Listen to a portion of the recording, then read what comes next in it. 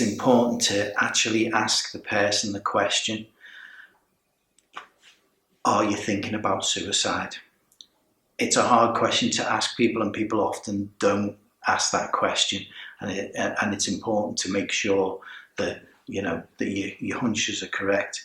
A lot of people might come straight out and tell you that they're feeling that way, and that's certainly been my case in a lot of examples. Is people just come in and will say that but that's because I may already have that relationship with the person through the work that I do with them, that they feel as if they can talk that way. But it's really important, whatever whatever your relationship is with the person, is to sit down and listen to them.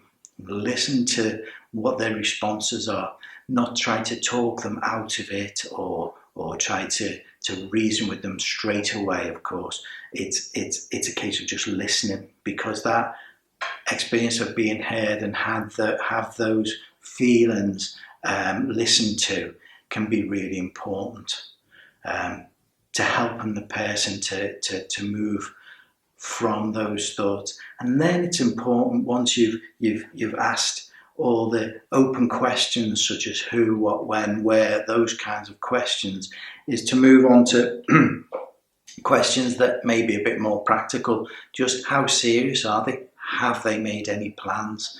What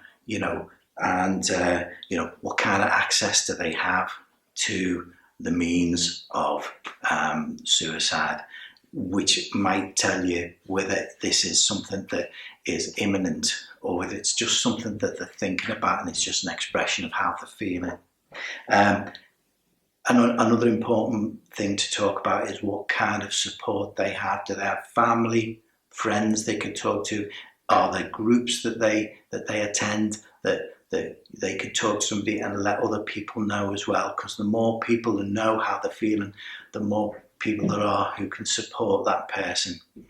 And you can also use that to try and help the person to realise that there are other people in their life who care about them, and people who will be affected by their actions, and certainly to help them to understand that the idea that people would be better off without them is not the case, and that their loved ones would rather help them and support them through it, and that this way that they're feeling now may not last.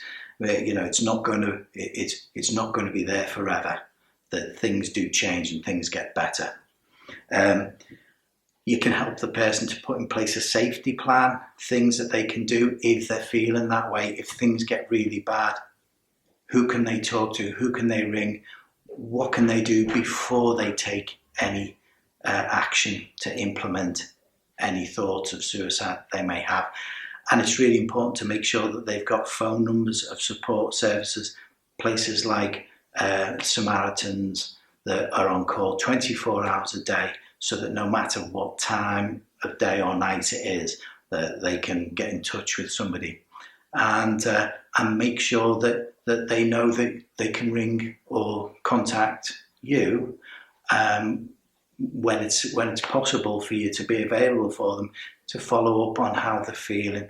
So if you put all those kinds of things in place, it might just be that you can help the person to deal with the difficult feelings that they're having without